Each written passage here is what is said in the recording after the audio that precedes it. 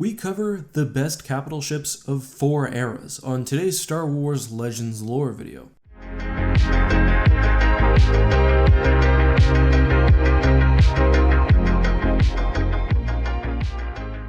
Hey guys, this is EckhartsLadder. Hello and welcome to another Star Wars video. Earlier, we examined the Legend starfighters throughout the ages. Part 2 of that video will probably be coming sometime soon, but first, I'd like to take a look at capital ships, and specifically the best capital ships of the Clone Wars, Galactic Civil War, New Republic, and Legacy eras. Now, best does not mean most powerful, but rather the ship with the best design. And I will also not be considering super weapons like the Subjugator Cruiser or the Eclipse Dreadnought. We're looking at ship strength pound per pound, but also considering specialized ships like carriers. This video will also be very heavily based on my preferences, so I'm very curious to see what you guys pick down in the comments section. Let's get a good discussion going. With that being said, let's start with the Clone Wars. I think the Republic has a few good candidates for best ship. The Venator is a phenomenal carrier, but functions pretty poorly as a frontline capital ship, the role it was typically thrown into. It lacks real heavy weapons, possesses common Star Destroyer weak points, and doesn't stack up to some of the larger CIS cruisers. I think the Separatists got it closer to right at least with the Providence, which was more well armed with comparable carrying capacity. On the Republic side, I also like the Carrack, which is a very serviceable anti-fighter frigate. However, I don't think it rises to the exceptional status we're looking for today. The vessel that stands apart in my opinion is actually one used by the Separatists, the Lucrehulk Battleship. The Lucrehulk is an absolutely amazing carrier. It's rare that we see a carrier go all in on being a huge, slow, lumbering behemoth. The Venator, for example, is kept smaller than it otherwise would be because it's thrown into an attack ship role and needs that extra speed. The Lucrehulk knows what it needs to do and does it extremely well. It's 3 kilometers wide and can carry thousands of Vulture droids into battle. Sure, you won't be running any blockades with it or even getting anywhere quickly, but that's not what it needs to do.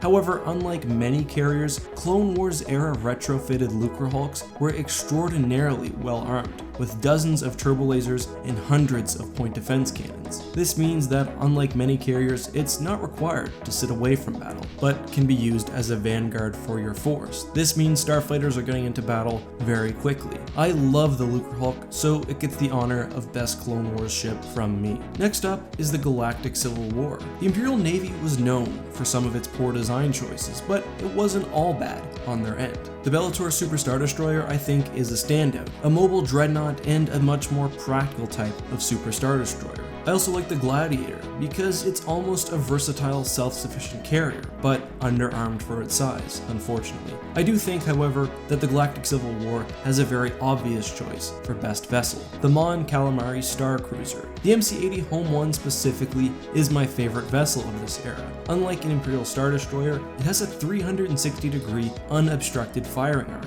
allowing it to hit enemies even behind it, making it very well suited for leading fleets into the chaos of battle. The Home One was exceptionally durable and somehow managed to carry 10 squadrons of fighter into battle while still mounting significant weaponry. Add to that advanced shielding, sensor, and communications technology, and you have a hell of a command ship. It also has less weak points, at least exposed ones, than its contemporary Star Destroyer analogs, and the fact that it would have typically carried advanced Rebel starfighters I think is an even greater bonus. Pound per pound, and taking into account its complement, I don't think the MC80 can be beat. Third is the New Republic era, and I won't be coy about this one as I've dedicated an entire video to my love of the Nebula Star Destroyer. According to page 119 of the Starships of the Galaxy Guide, the Nebula can take on anything short of a Super Star Destroyer, and can even challenge that vessel in one-on-one combat. Coupled with the support ships that accompany it, the Nebula can take down any threat short of a massed armada, and individually turns the tide of battle. The Nebula did all this while being barely over a kilometer in length, carrying 5 squadrons of fighters, possessing advanced turbo lasers and shield, and almost unmatched power generation. The Nebula also lacks major design issues plaguing other Star Destroyers, with special lateral thrusters, a full 360 360-degree field of fire and minimized weak points, much like a Mon Calamari ship. The starfighters it carried were also phenomenal. New Republic K-Wings and E-Wings are, in my opinion, the best fighters in their classes, perhaps of all time, and alone can dominate basically any enemy. Pair all of that with a Class 1 hyperdrive and you can take down threats very quickly.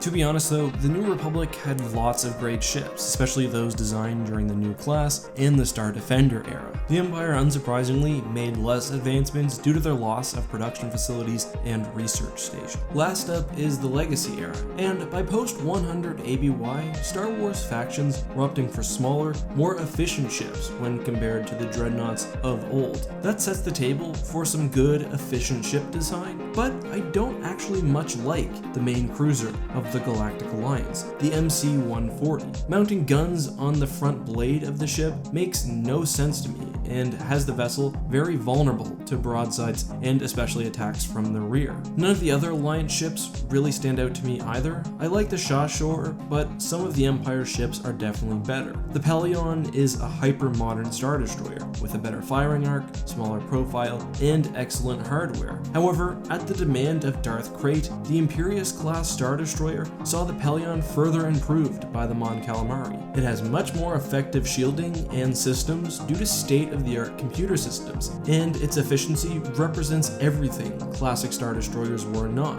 For this reason, the Imperious itself was a target for both the Galactic Alliance and the other factions, all who recognized it as the largest, most powerful, and in my opinion, most well-designed vessel of the era. But those have just been my picks. I'm very curious to see what you guys go for. I know there's going to be some people that are frustrated that I didn't include anything from, say, the Zon Consortium or the Chiss, but I'm a simple man, and to me, the best ship usually belongs to one of the main factions. Again, just my opinion. Make sure to leave your thoughts below. Anyway guys, this has been EckhartsLadder. Thank you for all the support and for checking out this video. Until next time, may the Force be with you.